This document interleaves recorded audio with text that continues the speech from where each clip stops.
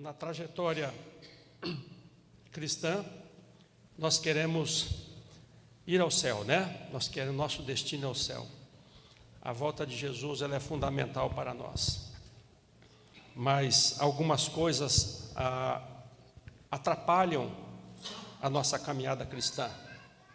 A tática do diabo é nos embaraçar aqui neste mundo, para a gente perder de vista o novo céu e a nova terra. Nesta manhã nós queremos falar sobre preconceitos, com o seguinte título: o preconceito no comando das minhas atitudes e comportamentos. Por gentileza, pegue a Bíblia de vocês e vamos abri-la em Tiago, capítulo 2. Eu lerei na versão Almeida Revista e Atualizada. Aí nessa versão tem um título que diz o seguinte: não se deve fazer acepção de pessoas. Tiago, capítulo 2, de 1 a 10. Meus irmãos, não tenhais a fé em nosso Senhor Jesus Cristo, Senhor da glória, em acepção de pessoas, ou seja, em discriminação de pessoas. Se, portanto, entrar na vossa sinagoga, entenda aqui sinagoga como um local de reunião, não é uma sinagoga judaica, isso aqui é no contexto cristão. Se entrar no vosso local de reunião algum homem com anéis de ouro nos dedos, em trajes de luxo, e entrar também algum pobre, andrajoso, e tratardes com deferência o que tem os trajes de luxo, e lhe disserdes: tu, assenta-te aqui em lugar de honra, e disserdes ao pobre: tu, fica ali em pé, ou assenta-te aqui abaixo do estrado dos meus pés. Não fizestes distinção entre vós mesmos, e não vos tornastes juízes tomados de perversos pensamentos? Ouve, meus amados irmãos, não escolheu Deus os que para o mundo são pobres, para serem ricos em fé e herdeiros do reino que Ele prometeu aos que o amam? Entretanto, vós menosprezastes o pobre. Não são os ricos que vos oprimem, e não são eles que vos arrastam para tribunais? Não são eles os que blasfemam o bom nome que sobre vós foi invocado? Se vós, contudo, observais a régia lei, segundo a Escritura, amarás o teu próximo como a ti mesmo, fazeis bem. Se, todavia, fazeis acepção de pessoas, cometeis pecado, sendo arguidos pela lei como transgressores. Pois qualquer que guarda toda a lei, mas tropeça em um só ponto, se torna culpado de todos. Falar sobre preconceito é falar sobre comportamento humano. E o comportamento humano, ele é complexo. Jesus, aqui em Marcos 7, ele tratou um pouco dessa complexidade. Ele falou assim: olha, dentro do coração dos homens, das pessoas, o que tem lá dentro? Daqueles que praticam o pecado, né?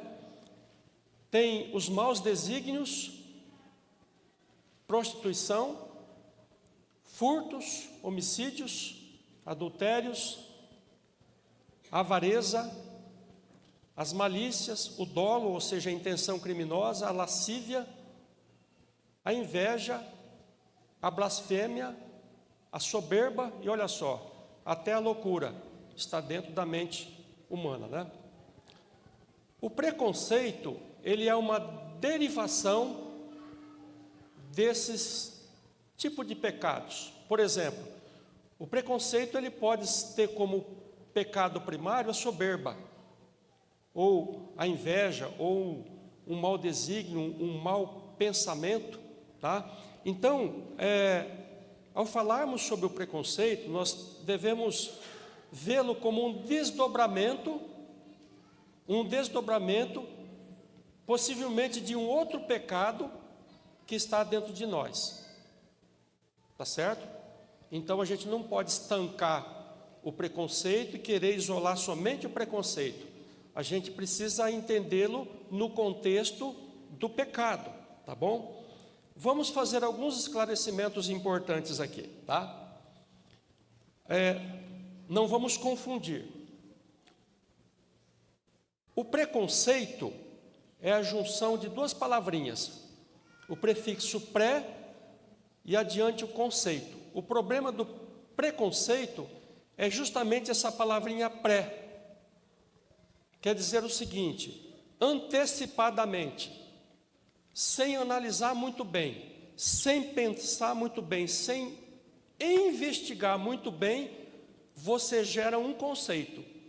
Só que esse conceito é falso, porque ele é um conceito preliminar, tá certo? Inicial. É diferente de conceito, não confunda preconceito com conceito. O que é um conceito? É um juízo claro que nós devemos ter a respeito de como as coisas são. Por exemplo, a salvação é pela graça, é um conceito. A lei régia que foi citada aqui no texto, amarás o teu próximo como a ti mesmo, é um conceito, não resta dúvida. Não confunda preconceito com conceito e não confunda isso tudo com preferência. É claro que alguma preferência, ela pode sim ser decorrente de preconceito. O preconceito vai indicar um caminho, mas preferência em si é diferente de conceito e de preconceito. A Bíblia nos ensina a fazermos opções e a escolhermos, tá bom? Atualmente, a gente vive a seguinte situação: quando você apresenta uma preferência, alguém diz que é preconceito. Quando você apresenta um conceito, alguém diz que é preconceito. Então é importante nós termos em mente que o preconceito é um juízo raso, o conceito é aquilo que é correto e a preferência Deus concedeu a todos nós. O que serve para um não serve para outro, o que um gosta, outro não gosta, porque toda a criação de Deus, inclusive nós mesmos, estamos calcados na diversidade da criação divina, tá bom? Então esse é um aspecto muito importante no sermão desta manhã, tá bom? No texto que nós acabamos de ler aqui, tá? Existem vários preconceitos. Alguns estão assim mais explícitos, outros estão implícitos. A gente precisa entendê-los. Vamos lá. O que tem nesse texto de preconceito, né? Normalmente a gente lê rápido assim e não presta muita atenção. Ali tem preconceito de rico contra pobre, tá certo? Tem preconceito de pobre contra rico, está implícito ali, depois a gente vai comentar um pouquinho mais à frente sobre isso. Tem preconceito contra a aparência das pessoas, tem preconceito referente a senso de superioridade, por isso que o texto fala em juízes tomados de perversos pensamentos. Já falamos 4. Tem o 5º também, é a ideia de que a discriminação, lá na prática daqueles cristãos ali, né, das igrejas que Tiago estava orientando, de que a discriminação é aceitável entre o povo de Deus, tanto é que eles estavam praticando. 6º preconceito, a ideia de que a ostentação, notem vocês que ali tem gente com anel de ouro no dedo, dentro da igreja, com traje de luxo, também é aceitável. E 7º, com certeza ali existiam pessoas que se achavam espiritualmente superior, até porque no decorrer da história, essa questão de ter bens materiais e ser abençoado e conferir a alguém alguma superioridade sempre existiu. E existe ainda um 8º preconceito que não está no texto, está na mente do leitor. Nós, quando lemos esse texto aqui, a gente fala assim: isso aqui não é muito para nós não, isso aqui lá eles estavam fazendo essas coisas, né? Isso aqui não tem muito a ver não tem muito a ver comigo. Isso é um preconceito. O texto não está aqui por acaso, ele tem tudo a ver com a nossa realidade, tá bom? O preconceito, ele tem algumas características, tá? É bom nós marcarmos, né, essas características aqui. No nosso mundo no qual nós estamos vivendo, o preconceito se tornou uma marca registrada. Muito preconceito existe na sociedade. Ele tomou assim uma expansão enorme. Talvez por conta dessa globalização, essa mistura de culturas, de pessoas, né? Então, o preconceito hoje, ele é amplamente difundido e até Jesus voltar, acalme o teu coração. Os preconceitos só vão aumentar. Só vão aumentar, eles não vão diminuir. O preconceito é uma ferramenta do diabo. Então você ouve muito falar assim: xenofobia, gordofobia, cristofobia, preconceito contra a mulher, contra o homem também, tá? Os homens vêm sofrendo preconceitos. Homem no sentido masculino, tá? Preconceito contra pobre, contra rico, preconceito cultural, preconceito racial, preconceito contra a religião, preconceito contra a tua iniciação religiosa, porque nem todos aqui partiram do mesmo ponto, tá certo? Então, a difusão, a propagação dos preconceitos tornou-se uma marca do nosso tempo, uma marca muito forte e geradora de conflitos, tá?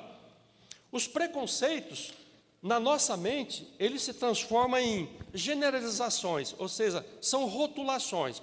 Vocês já ouviram falar alguma coisa mais ou menos assim: olha, aquelas pessoas daquele local lá ninguém trabalha, ninguém faz nada. Já ouviram isso aí, né? Olha, está vendo aquela pessoa lá que usa aquela roupa lá? São todos maldosos. São estereótipos. Esses estereótipos entram na nossa cabeça, criam bloqueios, e a gente não percebe que esse tipo de rotulação dominou a nossa mente, e a partir daí a gente começa a rotular pessoas, situações e contextos com base em preconceitos, tá bom? E agora vem um lado triste dessas características. Vem um lado triste. É aqui que a gente entra, aqui que a gente se compromete, aqui que a gente se embaraça, tá? Nenhum de nós aqui está destituído de preconceitos. Deixa eu falar de forma mais clara. Todos nós aqui dentro, sem exceção, inclusive eu não sei se a internet está funcionando, gravando, inclusive quem está do lado de lá, todo ser humano tem preconceitos. Ok? Esse é o ponto básico, o ponto comum do nosso sermão. E não são poucos, são muitos. A diferença está no quê? No tipo. Uma pessoa tem um tipo de preconceito, a outra tem outro. A diferença que existe também é na intensidade. Um tem só um pouquinho de preconceito, o outro tem muito. Mas o mais importante é o tratamento que nós dispensamos a esses preconceitos que estão dentro de nós. Isso é muito importante. O tratamento que eu dou, ciente de que eu tenho preconceitos, o tratamento que eu dou para esse problema pecaminoso que eu tenho dentro de mim, tá certo? Então, o preconceito também, inclusive o favoritismo, tá? Porque o favoritismo é um preconceito. Nada mais é do que uma desvalorização do ser humano. Enquanto você tem um preconceito, ele está aqui dentro, ele é só um sentimento, já é pecado. Mas quando você coloca ele para fora, quando você joga ele no meio social, ele é uma desvalorização do ser humano. Você está desvalorizando o semelhante que está ao teu lado, tá bom? E os preconceitos, vejam só, né? Os preconceitos, eles influenciam tremendamente ou praticamente predeterminam as nossas decisões, sem que a gente perceba. Por exemplo, os irmãos de José tinham tanta raiva de José, por causa daquela túnica, né? Eles desenvolveram um preconceito tão forte contra José, que eles tomaram a decisão de matar José, né? Matar um animal lá, enganar o pai, a história você já conhece. Eles decidiram fazer toda aquela artimanha, enganar o próprio pai idoso, por conta de um preconceito que eles tinham lá dentro do coração deles. preconceito calcado em raiva, dentro da própria família, ok? Então não se engane, os preconceitos, por vezes, se nós não prestarmos atenção, eles literalmente comandam os nossos comportamentos. A gente entra no modo automático, piloto automático, faz alguma coisa e não percebe que está agindo por preconceito, tá? A pergunta é o seguinte: até que ponto, tá? Até que ponto, é uma pergunta bem séria, até que ponto nós temos real consciência desses preconceitos dentro de nós? Basicamente, nós temos dois caminhos, tá? Dois caminhos, você vê aí a qual você pertence, tá bom? Um caminho, vamos dizer assim, é o caminho mais saudável, é quando você já amadureceu espiritualmente e você fala assim: olha, eu tenho preconceitos dentro de mim, e você sabe o que é que você tem dentro de você. Eu tenho esses preconceitos dentro de mim, e você liga o modo vigilância. Você passa a ser vigilante com relação àquilo que você fala, aquilo que você faz na frente das pessoas, tá? Então você vive em estado de atenção contra você mesmo. Se você chegou nesse nível, você é um bem-aventurado, uma bem-aventurada, você já amadureceu. Não quer dizer que você não esteja fazendo nadinha errado por aí, mas você ligou o modo alerta e você está atento. Você desconfia de você. O segundo caminho é aquele no qual você, tendo ou não consciência, você nem liga para isso. Ah, eu vivo desse jeito, eu falo desse jeito, eu escrevo tal coisa desse jeito, eu mando para frente, e o outro lado lá que se vira. Eu suspeito, tá, que é uma suspeita, tá, que a maioria das pessoas vai por esse segundo caminho. Vai por esse segundo caminho. Ah, isso aí eu falo mesmo, eu jogo para frente e não quero saber muito, tá? É uma suspeita. Se a gente fizesse uma pesquisa, a pesquisa daria resultado falso, porque ninguém vai dizer que é preconceituoso. Tem coisa que ninguém admite, principalmente nessa sociedade que está cheia de ideias progressistas. Se você chegar para uma pessoa e perguntar: você tem preconceito? Fala: não, eu não tenho preconceito, não. Né? Os religiosos, que somos nós, somos os primeiros a dizer que não tem preconceito. Tá? Os preconceitos possuem uma fonte, tá? Esse preconceito que nós temos aí dentro de nós, ele não está aí por acaso, ele tem uma origem, uma fonte. Tá? O que são essas fontes? Essas fontes são alguns fatores na tua vida, algumas experiências que você teve na tua vivência, que moldou, que influenciou a tua mente a pensar daquele jeito. É algo assim um pouco sutil. Tá? Algo um pouco sutil. Está dando para compreender? Tudo bem com vocês? Irmãos, tudo certinho? Ok? Existem fontes, tá? Essas fontes, olha só o perigo, quase sempre elas são imperceptíveis. E tudo na vida que é imperceptível é perigoso. É muito perigoso. Elas estão lá dentro de você, conduzindo a tua vida, e você não está nem percebendo. Você está até achando que aquilo é natural, é normal, quando na verdade você tem lá dentro de si um preconceito imperando, dominando a tua vida e comandando as tuas atitudes, né?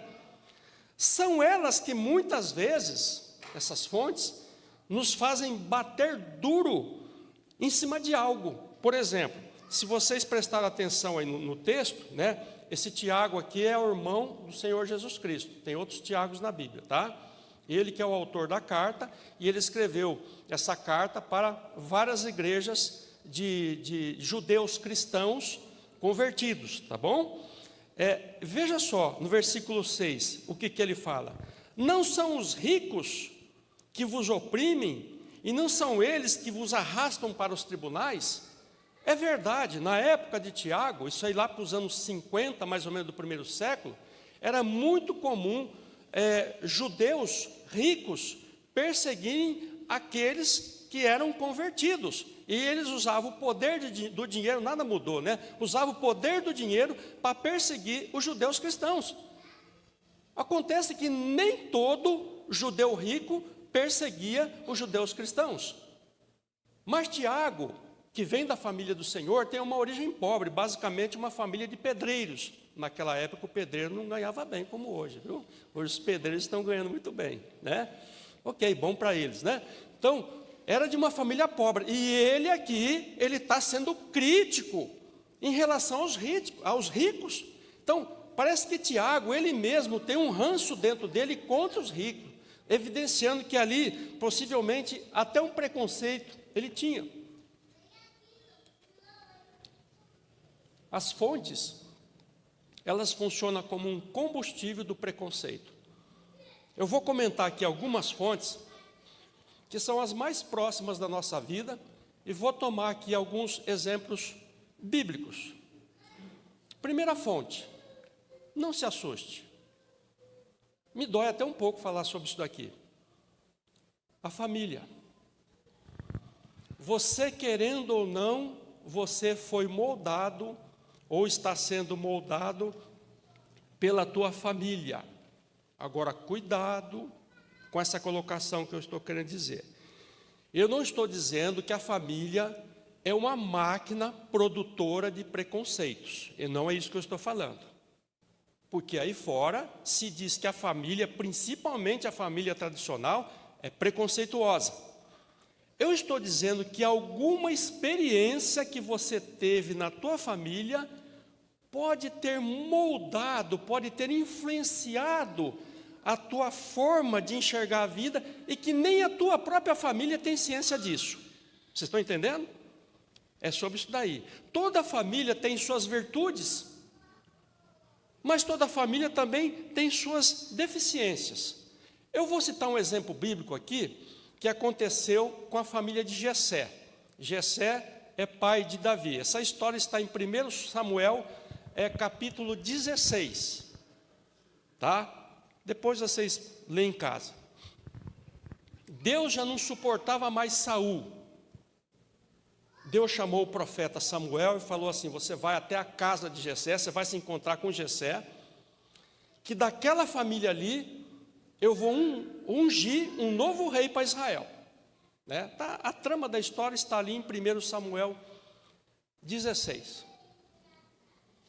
E Jessé reuniu seus filhos, ele já tinha filhos adultos com mais de 20 anos que estavam no exército, então aquela reunião ali não era uma reunião informal, ela era intencional, né? Reunir os seus filhos. Ele reuniu seus filhos, seus 7 filhos, e começou ali uma espécie de comissão familiar para o profeta, pelo Espírito de Deus, escolher o futuro rei, tá certo? Veja só o perigo do preconceito. Veio o primeiro filho, olha só o perigo, Eliabe. Eliabe era alto, vistoso, né? Sabe aquele homem assim, bem vistoso. O profeta Samuel, olha só, o profeta, quase que o preconceito dele vem à tona, mas veio na revelação. Ele pensou consigo mesmo a respeito de Eliabe. Veja só o que ele disse. Ele não falou, mas ele pensou. E o Espírito Santo registrou na Bíblia, e por isso nós sabemos. Certamente, se referindo a Eliabe, está perante o Senhor o seu ungido, o bonitão, o mais alto, o mais velho, o mais primogênito, o que estava já no exército. O exército naquela época era meio improvisado, tá? Ele só se profissionalizou a partir de Davi. Quase que ele abre a boca e indica Eliabe. E sabe qual foi a resposta de Deus? A mesma que ele deu referente a Saul. Deus falou assim: não atentes para a sua aparência, nem para a sua altura, porque o rejeitei. Se Eliabe assumisse o comando do país, ele ia causar os mesmos problemas que Saul. Aí o Senhor explicou: porque o Senhor não vê como o homem vê. O homem vê o quê? o exterior, mas Deus vê o que? O coração. Quase que Samuel cai nessa daí, tá? E assim foi. Próximo, olha só a comissão dentro da família. Próximo, não é esse. Próximo, não é esse. Próximo, não é esse. Acabaram-se ali os 7 irmãos. O 8º estava escondidinho, né? Qual era o preconceito dessa família que existia dentro dessa família? O preconceito contra o caçula, porque veja só, o que estava acontecendo ali, gente? Deus está com o seu profeta num protocolo para ungir um rei. E tem um dos meninos que está escondido. Foram 7. O 8º estava lá no meio do mato cuidando de ovelha. Era para o próprio pai ou para o irmão mais velho falar assim, não, está faltando um aqui. Ah, mas não vai ser eleito. Tá. Não, ele tem que estar aqui para aprender, para ver esse negócio aqui. Ele tem que estar aqui. Não estava. Estava todo mundo congelado, quietinho. Sabe? Aquela comissão ali estava todo mundo congelado, quietinho, tentando esconder o garotinho que estava com cheiro de ovelha lá no meio do mato. Sabe por que foi descoberto Davi? Porque acabaram-se os 7. Aí o profeta sabia que ele tinha uma ordem de Deus, que era para ungir. Falou, olha, eu não vou sair daqui enquanto eu não resolver isso aqui. Acabou todo mundo, eles estavam quietinhos. Aí o pai teve que falar, tem lá, aquele menino lá está no meio do mato, caçula, tá certo? Davi, ele era garoto ainda, não tinha altura, baixa estatura, até tinha um aspecto gentil, mas não é para dar crédito, olha, para comandar um país, tem que ser assim, um guerreiro, um caçador, não um pastorzinho de ovelha. E tinha mais uma pessoa faltando nessa comissão familiar. Vê esse negócio de... Não fique chateado não, viu? Esse negócio de dar tomba em comissão é antigo, viu?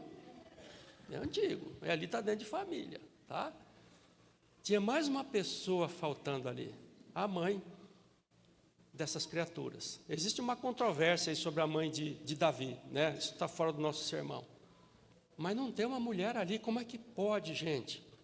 Deus falando com o profeta representando Deus, escolhendo um rei ali. O principal interessado não estava ali e a mamãe não estava ali. Está vendo? Preconceito. Dentro da própria família. Tá certo? Então, queridas e queridos, se a tua família colocou algum probleminha na tua cabeça, vale o seguinte conceito: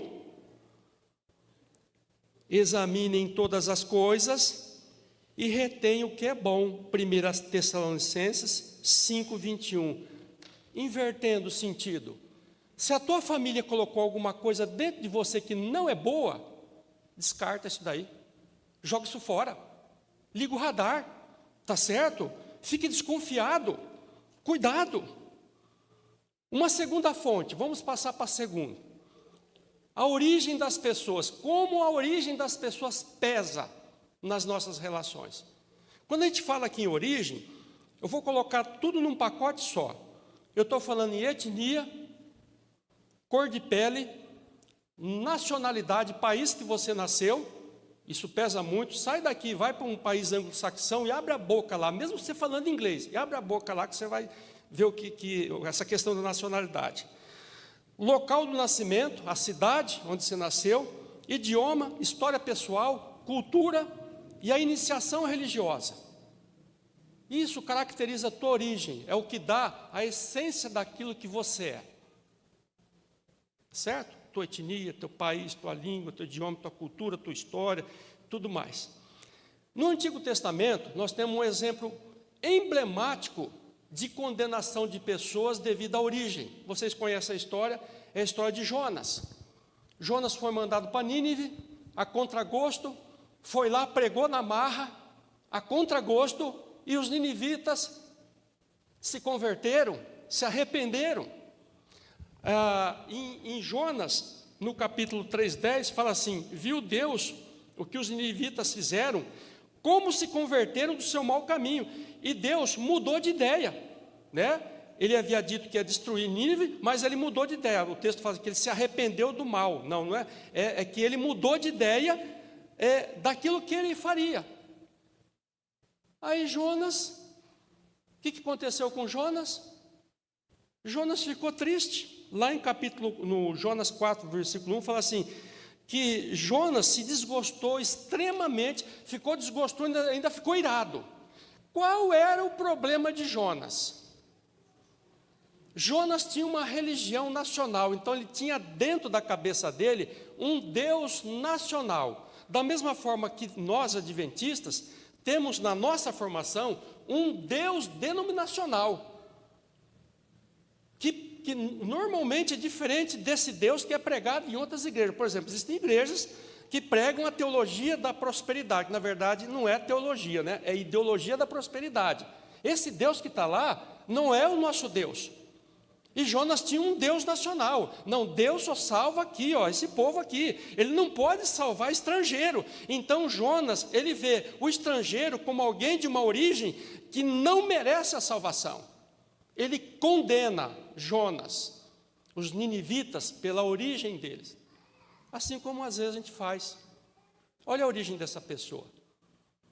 No Novo Testamento, também nós temos outro exemplo emblemático, tá? Com licença. Quando Jesus está formando seu ministério, que ele está organizando ali os discípulos, Filipe encontra Natanael, logo naquele processo inicial. E olha o que Filipe fala para Natanael. Que coisa importantíssima, alguém falar uma coisa dessa.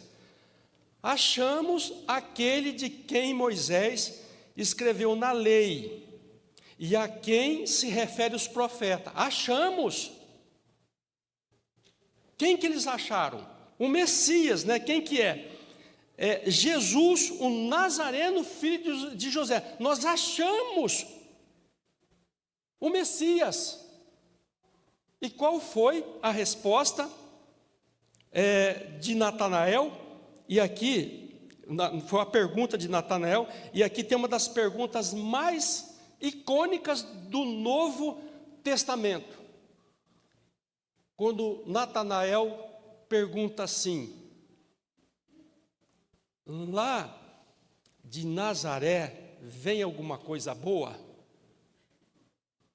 Quantas vezes eu e você não olhamos para uma pessoa e falamos assim: dessa cidade aí não vem coisa boa. Um dia eu fiz isso, irmãos. Só que eu havia esquecido que eu era originário daquela cidade. Vocês acreditam? Quantas vezes a gente olha as pessoas e classifica ela pela origem da pessoa e fala: daí não pode vir nada bom. É um preconceito que nós temos dentro de nós. Na cabeça de Natanael, o Messias não podia vir de Nazaré, uma cidade insignificante, que não é sequer citada no Antigo Testamento.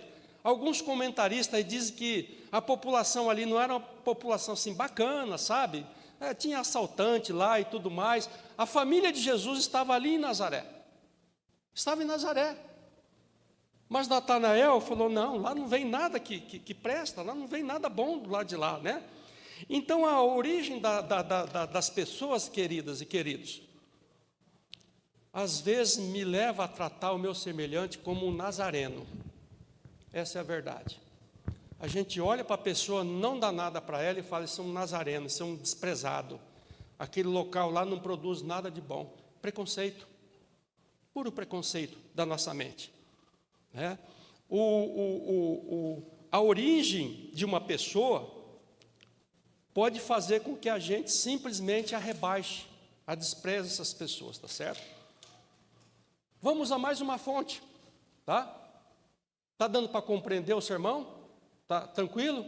Vamos continuar essa caminhada? Tá bom, irmão Silvano? Então vamos lá. Mais uma fonte que comanda a nossa vida. que é o foco da carta de Tiago, tá? A posição socioeconômica, a classe social. Isso é fortíssimo no Brasil.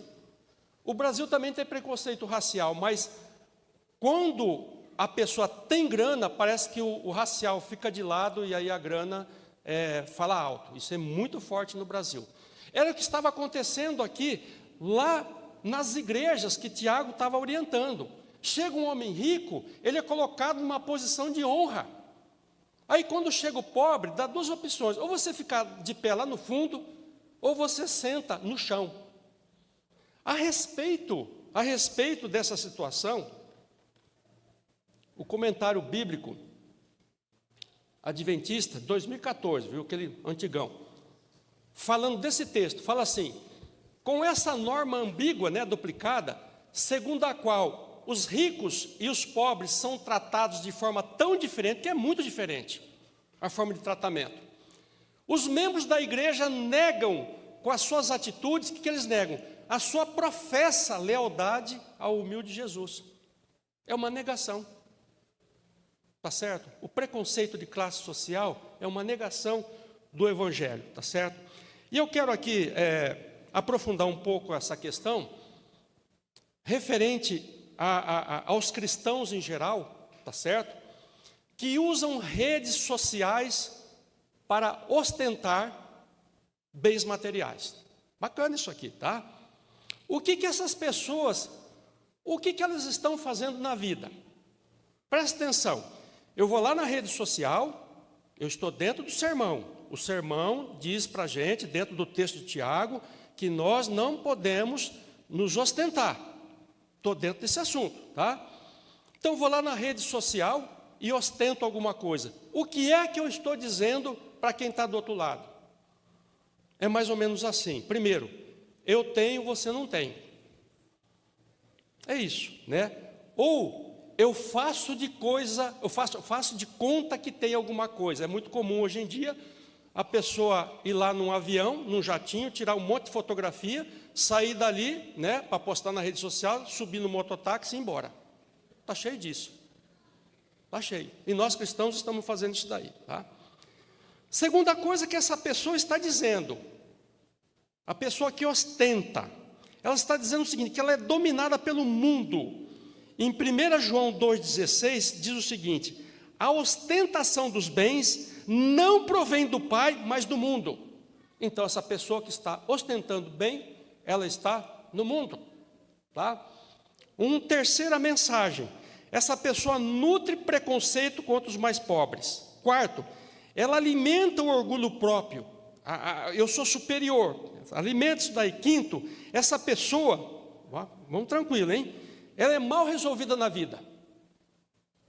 Porque uma pessoa que é bem resolvida não fica buscando aplauso dos outros. Não busca. É uma pessoa mal resolvida. É a pessoa que está buscando aplauso, está buscando validação, tá certo? Em rede social, ostentando e se comportando, cristãos se comportando contra a inspiração divina contida em Tiago. E essa pessoa também está negando o Evangelho. Professa, mas não é uma profissão verdadeira. Tá certo? Então, queridas e queridos, julgar as pessoas pela sua condição socioeconômica é uma fonte tipicamente mundana que esgarça os relacionamentos e perturba a vida da igreja, da família e de todos nós. Tá? Vamos a uma quarta fonte. Tá? Essa aqui é a última, tá? Quarta fonte. A gente vai ficar um minutinho mais nela, porque ela é a mais feroz. É a fonte religiosa. Por que a fonte religiosa ela é a mais perniciosa? Porque você pega o teu preconceito, você coloca uma capa de santidade em cima dele, uma capa religiosa, uma capa sacra em cima dele. Se bobear, você diz que Deus mandou, que Deus falou. Então você coloca essa capa em cima dele e você passa a ter um ar de superioridade. É quase que uma gnose, como se você tivesse assim um conhecimento, uma revelação oculta que ninguém mais tem, mas você tem por conta daquela característica. Vocês estão rindo, mas é isso que acontece. Por isso que o preconceito religioso, ele é devastador. Desde o princípio do cristianismo, gente. Desde lá dos primórdios. Isso nunca deixou de existir. Você organizou um grupo de cristãos e já aparece aquela pessoa dizendo assim: olha, aqui todo mundo é cristão, mas eu sou mais cristão do que todo mundo, por quê? E coloca um acréscimo. Isso sempre existiu entre nós, tá? Sempre existiu esse tipo de comportamento. Todo mundo é cristão, mas eu sou mais cristão por conta disso. Paulo corrigiu esse defeito da igreja lá no começo, em Gálatas. Ele falou o seguinte: todos vocês são filhos de Deus, mediante a fé em Cristo Jesus. Acabou. Entenderam? Entenderam? Na igreja só existem duas pessoas: Jesus Cristo e os filhos de Deus. Tem gente que quer ficar ali no meio, entre Jesus. Não, eu sou filho de Deus, mas sou um pouco melhor. Eu estou mais próximo para Jesus do que vocês são filhos de Deus. Não há judeu nem grego, olha lá. Não tem etnia, origem. Escravo nem livre.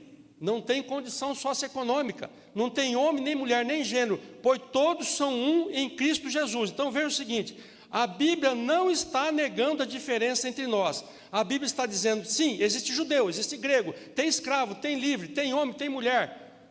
A Bíblia não está negando. O que está acontecendo é que nós colocamos as diferenças na frente do Evangelho. E as diferenças, elas provocam preconceitos. E esse discurso na nossa sociedade é muito grande, assim, aí fora. Você tem que ser diferente, você tem que ter um diferencial, tem que ser... Isso é coisa do capitalismo.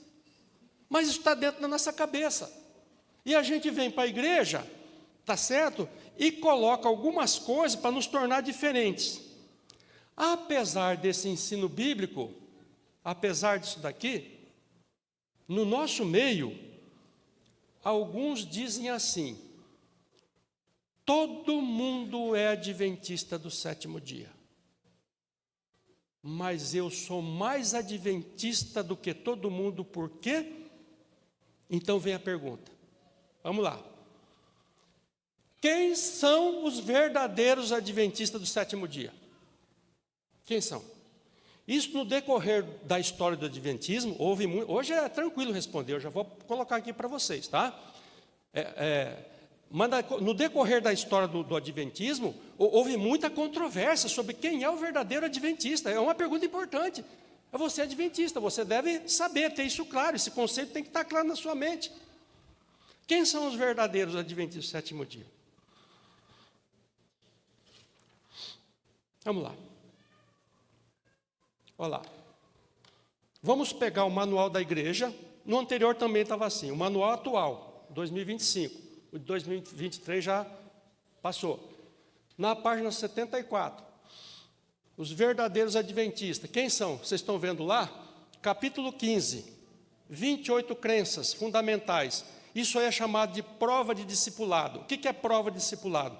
Prova que você foi discipulado corretamente pelas 28 crenças fundamentais. Se você estudou aquilo ali, acreditou naquilo e pratica aquilo, você é o verdadeiro adventista do sétimo dia e ponto final, não tem mais nada. Não tem mais nada que acrescentar, nem tirar, tá certo? O manual ainda diz o seguinte: a autoridade para estabelecer condições para filiação à igreja, se filiar e permanecer, tá certo? Pertence à Assembleia da Associação Geral. A Assembleia da Associação Geral, foi o ano passado, né, que aconteceu, né, Elias? É a maior autoridade. Essa autoridade para estabelecer as condições pertence à Assembleia Geral. Qualquer pessoa que busque, olha só o perigo, qualquer pessoa que busque aplicar testes diferentes daqueles aqui estabelecidos, aqui no manual, lá naquelas 28 crenças, não representa adequadamente a igreja. O redator foi muito bonzinho, que eu retiraria até aquele adequadamente ali. Pessoas que ficam colocando teste dentro da igreja, fora das crenças, não representa a igreja de Cristo. Não representa a igreja do Senhor, tá? Eu não vou citar tudo aqui. Eu tenho catalogado aqui 18 preconceitos que circulam entre nós, né? E muitos deles não tiveram nem origem aqui no Adventismo, vieram de fora, tá? Todas as denominações têm preconceitos, tá? Se alguém na internet está ouvindo isso aqui, se você for numa igreja pentecostal clássica e você cruzar a porta, vão perguntar assim para você: Ronaldo, você foi batizado no Espírito Santo? Eu falo: fui batizado nas águas. Não. Eu quero saber se você foi batizado no Espírito Santo. Ah, não fui. Então você já rapidamente é rebaixado para um membro de segunda classe. Isso tem em todo lugar. Eles têm os preconceitos deles, nós temos os nossos. Eu tenho catalogado aqui, acho que 17 e 18, não vou comentar tudo, mas eu vou citar um. Uma vez eu entrei numa igreja, a pessoa me interceptou ali na porta, e assim, sapecou uma pergunta. Pensa num burro velho como eu, ouvindo esse tipo de pergunta, né? Ô, irmão Ronaldo, me diga uma coisa, você é vegetariano ou você é carnívoro? Eu falei: nossa, o que é isso, né? Eu só tenho duas opções: ou salvação pela soja, que é o vegetarianismo, né? Com todo respeito àqueles que são vegetarianos e levam a sua vida na boa, tá? A maioria leva a sua vida na boa. Não incomoda a igreja nenhuma, mas tem alguns que acreditam na salvação pela soja. Ou eu me salvo pela soja, ou eu me tornei um felino. Só como carne. Aquela pessoa, ela não queria saber da minha alimentação. Ela queria saber qual que era a minha resposta para dizer assim: Ronaldo, cara, baixa a tua bola aí, você aqui, você está no segundo escalão. Queridos, eu cataloguei aqui 18 preconceitos que ficam toda hora atormentando a vida da igreja, perturbando a vida da igreja, sempre naquela velha temática: todo mundo é adventista, mas eu sou mais adventista do que todo mundo, porque aí coloca alguma coisa. Preconceito. Esses preconceitos são decorrentes de erro teológico, orgulho vazio. A lição que nós estamos estudando fala do orgulho vazio, aquele orgulho que se, né, quando a pessoa ainda tem ou é alguma coisa, ela tem um motivo para ter orgulho. Mas o orgulho vazio é da pessoa que não é nada, não tem nada e tem orgulho. E principalmente de muitos preconceitos. A gente vive brigando, tentando nos separar em grupo, um do outro, para dizer: esse grupo aqui é mais importante, esse aqui é melhor, esse aqui não sei o quê. Isso tudo é condenado pelas Escrituras. Isso é coisa de seres humanos, é coisa de pecadores. Todos nós somos filhos de Deus, não existe ninguém intermediário nem melhor. O preconceito religioso nos torna desumanos, divisionistas, e nos deixa incapazes de viver o verdadeiro evangelho, que é pautado no seguinte conceito: cada um considere os outros superiores a si mesmo. Traduzindo, nada de rebaixar, humilhar, mandar sentar no chão, ficar de pé, ou ficar dizendo que é melhor porque você tem isso, tem aquilo outro, certo? Muito bem. O horário está indo, mas nós estamos caminhando para o final. O preconceito da gente nem sempre ele é explícito, ele é velado. Eu nem gosto dessa palavra velado, sabe por quê? Velado, na verdade, não existe. Não tem nada velado. Você pensa que é velado, é escondido, mas outras pessoas estão vendo. Tá? Deus está vendo, o diabo está vendo, Jesus está vendo, os anjos estão vendo, os demônios estão vendo, os irmãos da igreja estão vendo. A gente usa algumas ferramentazinhas para apagar as pessoas, sabe? Olha ali, ocultar as pessoas, né? Como foi lá Jessé, ocultar o menino, lá. Uso de linguagem, é muito comum dentro da igreja. alguém chegar e falar assim, olha, os leigos da igreja, né? Ou então fala assim, o leigo, um leigo comprometido, o leigo interessado, um leigo talentoso. Aí a pessoa vai falar assim, não, mas esse leigo aí é quem não pertence a uma classe religiosa. Aí eu tenho uma outra resposta. Na nossa cultura, que é o que vale na nossa mente, leigo quem que é? O amador, o inexperiente, o que não sabe nada. Você chegar na igreja e chamar o auditório da igreja de leigo, é como você entrar numa empresa, reunir os funcionários e chamá-los de chão de fábrica. Então você fala assim, o leigo é talentoso. Quer dizer, você reconhece que o teu irmão tem um talento, mas você vai lá e coloca um carimbo nele. Leigo, para rebaixá-lo. Para rebaixá-lo. Tá certo? Isso não é correto. Uso da linguagem preconceituosa. Favoritar de forma indevida, caso da túnica lá de José. Manipular mídias. Quem mexe com editor de vídeo aqui, meu pai mexe um pouco, sabe bem disso, né? Você pega a mídia ali, vai ajeitando, mexe nela até... Quem não conhece a história daquela fotografia, né? Que estava lá a pessoa, mas na hora de publicar, apagaram a pessoa da fotografia. Manipula a mídia. Ou então, você produz uma mídia para inferiorizar, para você desprezar uma categoria de pessoas. Irmãos, se eu não tivesse aqui no ambiente de igreja, eu ia pedir para abrir alguns vídeos aqui para vocês. É assustador. Preconceito. Puro preconceito, tá? Silenciar a pessoa, falar que a pessoa não quer nada com nada, né? Olha só que interessante. Por preconceito, você indica o menos capaz. Por preconceito. Você indica o menos capaz, tá bom? Deixar de reconhecer quem merece. Veja, queridos, Hebreus 4,13. Todas as coisas estão descobertas e patentes aos olhos daquele a quem temos de prestar conta. Não existe velado. Está fazendo coisa errada? Deus está vendo. Não adianta esconder as pessoas. Todos nós temos uma missão aqui no mundo, não importa se é grande ou pequena. Por exemplo, José. Onde José estava quando ele foi chamado? No calabouço de uma prisão. Moisés, onde ele estava? Numa vitrine? No deserto? No anonimato? Escondido? A figura mais importante do Antigo Testamento, um tipo de Cristo. Davi, que a família por preconceito escondeu lá no campo. Onde ele estava? No campo, cheirando ovelha. Tá certo?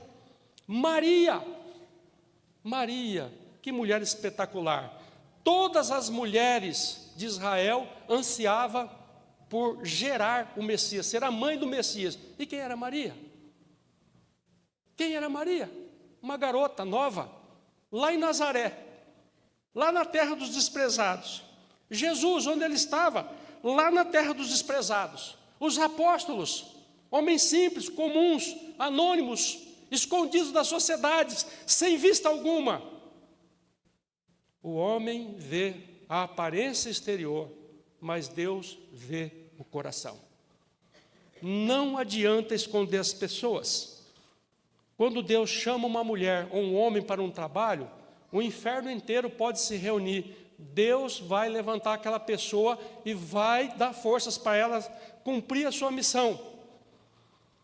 Finalizando, os preconceitos causam em nossa vida um esgarçamento nas nossas relações. O preconceito é uma violência. Violência. Se vocês pegar o texto de Tiago ali, ele vem falando de preconceito, daí a pouco o texto é o mesmo. Ele emenda com adultério, emenda com homicídio e fala de todos ali. É um pacote só. O que tem de comum nesse pacote? A violência. Quando o preconceito está dentro de você, ele só está lá. É um pecado que está sendo acariciado lá dentro. Quando você joga para fora, ele vira uma violência. Essa é uma consequência. O preconceito impede o funcionamento integral da vida, porque o preconceito gera divisão, todo preconceito gera divisão, e a divisão enfraquece o organismo. O diabo só é diabo porque ele conseguiu dividir. Não é a mentira exatamente que ele usou lá. Se ele mentisse lá no céu à vontade no mundo e não conseguisse dividir, ele estava escanteado por aí. Mas o preconceito divide e a divisão cria o enfraquecimento. Logo, o preconceito é uma ferramenta que o diabo usa para dividir família, dividir igreja e tudo mais, né? O preconceito também alimenta problemas desnecessários. Quantas questões foram parar no judiciário? Mas para que arrumar problema, gente? A gente já tem tanto problema na vida e algumas pessoas arrumam mais problemas, criando confusões enormes em decorrência de preconceito. No caso da igreja, a igreja perde pessoas, ela tem dificuldade de renovar a sua liderança. Vamos ser sinceros. Aqui, desta igreja aqui, vocês já pararam para imaginar quantas pessoas não foram embora daqui por conta de preconceito da nossa parte? Talvez até meu mesmo. Vocês já pararam? Elas vieram aqui, ouviram o pastor Mark Feeling, ouviram os pastores da Novo Tempo, falou, eu vou lá na igreja, ali em Marília tem uma igreja, essa igreja ela vai me acolher. E quando a pessoa chegou aqui, ela não foi acolhida. Deixa eu contar mais uma historinha para vocês. Eu pertenci a uma igreja e chegou uma mulher na igreja, muito bonita, solteira, procurando a igreja. Só que aquela mulher tinha um probleminha. Ela tinha uma vida meia promíscua no passado. Mulher da vida, né? Como a gente fala assim, né? Para não usar outros termos aqui. Veio para a igreja, mulher bonita, que teve um passado comprometedor dentro da igreja, despertou o preconceito. Despertou o preconceito. Bateram, cercaram a mulher, cercaram até que ela foi embora. Vocês já pararam para pensar quantas pessoas, antigamente a gente falava assim, não, tem uma igreja aqui, outra do lado de fora. Eu acho que hoje deve ter umas 3, 4, 5 do lado de fora. E parte disso se deve a preconceito. Preconceito. Bate duro, como o Tiago lá bateu em cima dos ricos. Tem que ter um testezinho, sabe? Tem que ter um teste. Tem que passar no teste. Se não passar no teste, lembra aquele slide lá? Tem que fazer um teste. Sabe? Olha lá. Nenhum teste adicional, não pode ter, mas você vai lá e teste, tem que fazer um teste. A gente vai lá, se achando maior do que a Assembleia Geral, aplica um teste, a pessoa vai embora. E você passa a ser responsável pelo sangue daquela pessoa. Por conta dos teus preconceitos, dos meus preconceitos, do preconceito coletivo que às vezes domina a nossa vida e a nossa mente. Tá certo? Por fim, no mundo de hoje, quem vive com essa história de preconceito, perde gente boa, perde espaço, perde oportunidade, não cresce, não desenvolve, porque você só quer agir de forma estereotipada.